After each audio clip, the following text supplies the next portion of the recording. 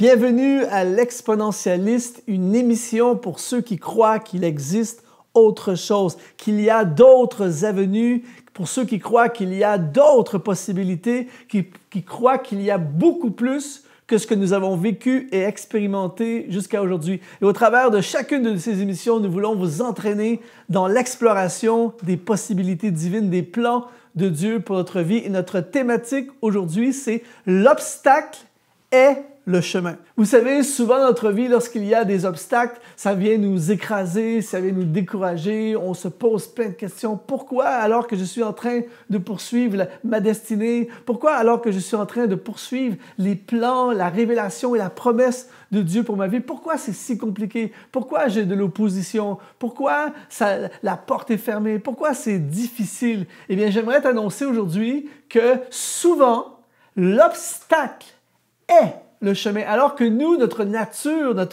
ce qui est un réflexe naturel, c'est de fuir les obstacles, de s'éloigner de l'obstacle, éviter le chemin de l'obstacle. Eh bien, j'aimerais dire à quelqu'un, l'obstacle est le chemin. Partout dans la parole de Dieu, on voit que ce soit à travers une crise dans ta vie, à travers une épreuve, un problème financier, une perte d'emploi, une trahison, la jalousie de quelqu'un, critique, attaque, toute forme de combat dans notre vie, souvent, c'est le chemin. L'obstacle est le chemin. Et partout dans les Écritures, on voit, par exemple, si on pense à Josué.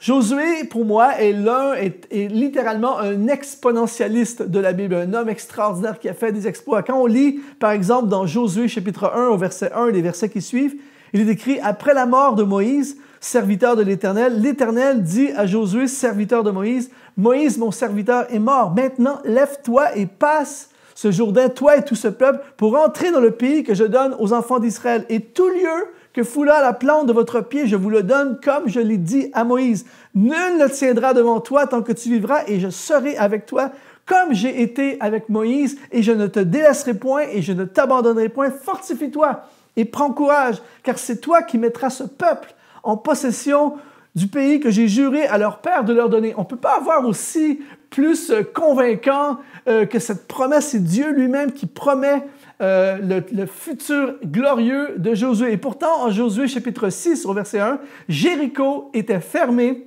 et barricadé devant les enfants d'Israël, et personne ne sortait et personne n'entrait.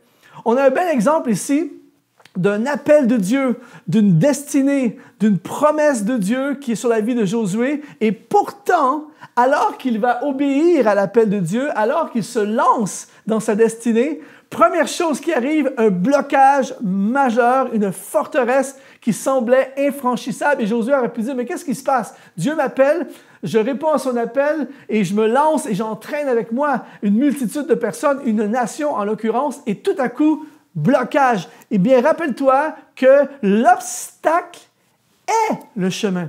Ce n'est pas d'éviter, ce n'est pas de faire demi-tour. L'obstacle est le chemin. Et si Josué refuse d'affronter l'obstacle, il va retourner, il va faire demi-tour, il va retourner dans le désert 40 ans et il va manquer sa destinée, il va manquer le plan de Dieu pour sa vie. Ce que ça veut dire pour toi et moi, ça veut dire que parfois, les murs dans ta vie, les gens qui t'opposent, les portes qui sont fermées, les saisons compliquées, les défis qui semblent insurmontables, tous ces blocages qui sont là parfois dans notre vie, attention, souvent, l'obstacle est le chemin. Et on voit ça partout dans les Écritures. Par exemple, on pense à Joseph. Joseph, dans Genèse chapitre 37, verset 28, au passage des marchands madianites, ils tirèrent et firent remonter Joseph hors de la citerne et ils le vendirent pour 20 cycles d'argent aux Ismaélites qui l'emmenèrent en Égypte. Joseph, pareil comme Josué, a une vision et là, il se voit leader et là, il annonce sa vision, il est fier, il s'attend à des grandes choses, tout ça. Et tout ce qui va arriver dans la suite, c'est qu'il va se faire jalouser par ses frères, il va se faire vendre comme esclave, il va se retrouver en Égypte. Alors que ça n'a plus rien à voir. Ce qui va lui arriver n'a plus rien à voir avec la vision qu'il a eue, n'a plus rien à voir avec la promesse qu'il a eue sur sa vie. Rappelle-toi, l'obstacle est le chemin. Joseph est appelé à sauver sa nation d'une famine. Il est appelé dans le futur à sauver sa famille d'une famine. Et pour que ça arrive, il doit se retrouver dans un poste de leadership en Égypte. Mais il faut comprendre que les Égyptiens haïssent les Juifs, que Joseph ne connaît pas la langue des Égyptiens ni la culture. Comment peut-il se retrouver dans une position d'influence aussi importante? Il doit absolument se retrouver et être transporté dans une dimension différente. Et c'est pour ça que l'obstacle dans sa vie, c'est-à-dire vendu en esclave en Égypte, la prison en Égypte va lui permettre de comprendre la culture égyptienne, va lui permettre de s'immerger et d'apprendre la langue. Et plusieurs années plus tard, il va se retrouver, on connaît l'histoire, vice-président de l'Égypte et il va sauver sa famille d'une famine et il va sauver sa nation d'une famine. Dans le cas de Joseph, il est hors de tout doute de se rendre à l'évidence que l'obstacle était le chemin. Et c'est pour ça qu'aujourd'hui, alors que toi aussi tu es dans une saison ultra compliquée, peut-être que tu as perdu ton emploi, peut-être que tu n'as pas eu la bourse pour tes études, peut-être qu'il y a des gens qui te font du mal, peut-être que les portes se sont fermées, tu as failli financièrement, il y a plein de problèmes dans ta vie en ce moment, peut-être que tu as été abandonné, peut-être que ton associé dans les affaires t'a fait un coup terrible, et aujourd'hui tu te dis, mais je suis tellement loin de la promesse. Attention, souvent, l'obstacle est le chemin. La problématique de ta vie, c'est le chemin qui te conduit vers la destinée que Dieu a pour toi. On pense au jeune David, 1 Samuel chapitre 16, verset 12. « L'Éternel dit à Samuel, « Lève-toi, oins-le, car c'est lui. » Samuel prit la corne d'huile, éloignit au milieu de ses frères. L'Esprit de l'Éternel saisit David à partir de ce jour et dans la suite. David reçoit le prophète de la nation, Samuel, va mettre son onction sur lui et annonce « C'est toi le prochain roi de la nation. » À partir de ce jour, les problèmes ont commencé pour David. Goliath, le roi jaloux, va tenter de le tuer. Il doit aller se cacher dans une caverne. Il est tellement loin de la promesse. Il a eu l'onction, mais le couronnement semble tellement invraisemblable.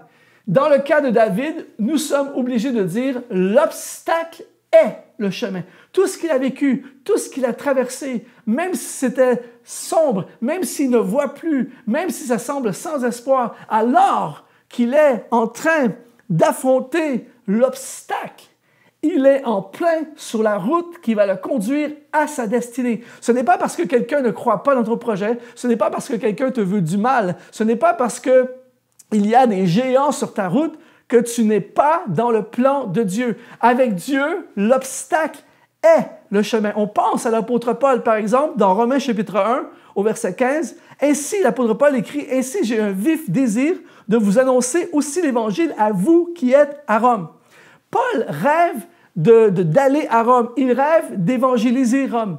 Eh bien, Paul va affronter un obstacle épouvantable. Il va partir en bateau vers Rome. Il va y avoir une tempête épouvantable. La Bible dit que pendant 14 jours et 14 nuits, ils n'ont pas vu le ciel. Tempête. Le bateau va faire naufrage. Ils vont s'échouer sur une île. Il y a complètement en dehors du plan qu'ils avaient. Et pourtant, l'obstacle était le chemin. Parce qu'une fois qu'ils vont amener un réveil spirituel sur l'île et guérir les malades, il y a un bateau de l'autre côté de l'île qui va les amener à Rome. Et une fois que l'apôtre Paul est à Rome, c'était son rêve, c'était sa vision d'impacter le monde à travers la capitale du monde, connue de l'époque, Rome. Eh bien, alors qu'il est en prison, il va écrire des lettres qui vont toucher complètement les nations autour de lui. Dans le cas de Paul, l'obstacle était le chemin. Ça veut dire que si en ce moment dans ta vie, le bateau de ta vie est secoué par la tempête, si en ce moment il y a des obstacles, la mer, le vent, la pluie, le brouillard, tu ne vois pas le ciel, tu ne vois pas en avant, tu ne vois pas en arrière, tu te sens loin de la promesse. Attention, avec Dieu, souvent, l'obstacle est le chemin. En ce moment, je suis en train de lire la biographie d'un homme extraordinaire qui s'appelle Nelson Mandela, que vous avez certainement entendu parler. Nelson Mandela, à l'époque, en Afrique du Sud, à l'époque de l'apartheid, a été jeté en prison, la prison de Robben Island, 27 ans de prison. Et c'était tellement épouvantable, il devait se laver avec l'eau froide, glaciale de la mer. Il ne pouvait que recevoir une lettre de nouvelles à tous les 6 mois, une visite par 6 mois.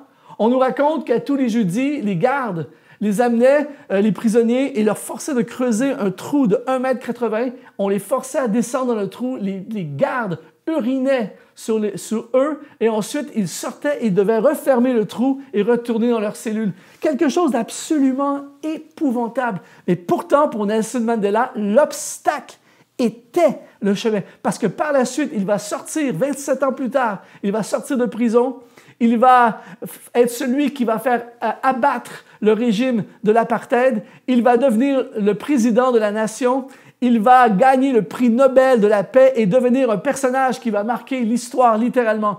Dans le cas de Nelson Mandela, l'obstacle était le chemin. Peut-être qu'aujourd'hui, tu te sens en prison, peut-être que tu vis toi aussi de l'injustice et tu te sens tellement loin de ton rêve, tu te sens tellement loin du projet que Dieu a placé dans ton cœur et tu te dis, comment est-ce possible? Dans l'état dans lequel je suis, dans la réalité dans laquelle je suis en ce moment, comment est-ce possible de croire que je suis encore en route vers le rêve? Rappelle-toi ceci, l'obstacle est le chemin. Et l'obstacle est le moyen de transport, en quelque sorte, et la voie que Dieu a choisie pour t'amener vers son plan, pour t'amener vers la destination divine, pour t'amener vers ta destinée.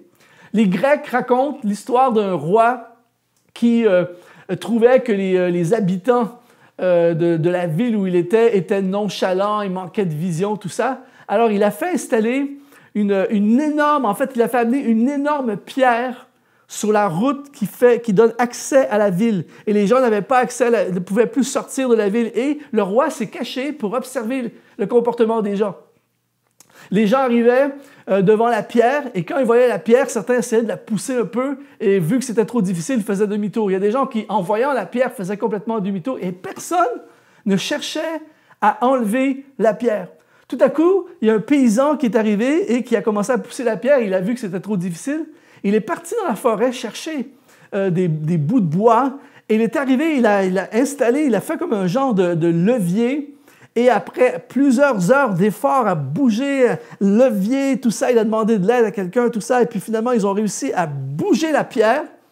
Et alors qu'il a bougé la pierre, en dessous de la pierre, il y avait une bourse dans laquelle il y avait plein de pièces d'or. Et il y avait une lettre du roi qui disait « N'oublie jamais que pour chaque obstacle, il y a une opportunité. » Et j'aimerais dire à quelqu'un aujourd'hui, l'obstacle est le chemin. Il y a une pierre qui bloque ta route. Il y a une pierre qui t'empêche de voir de l'autre côté. Il y a une pierre qui voudrait te faire demi-tour. Mais je veux dire aujourd'hui, tu ne vas pas faire demi-tour, tu ne vas pas abandonner, tu ne vas pas te décourager, tu vas trouver le moyen. Tu vas te battre, tu vas prier, tu vas demander de l'aide autour de toi, mais on va bouger cette pierre parce que l'obstacle, c'est le chemin. Le trésor se cache derrière l'obstacle. La promesse se cache derrière l'obstacle. Donc, je ne laisserai pas l'obstacle m'empêcher de vivre ce que Dieu a pour moi, car l'obstacle est le chemin. J'espère que cette émission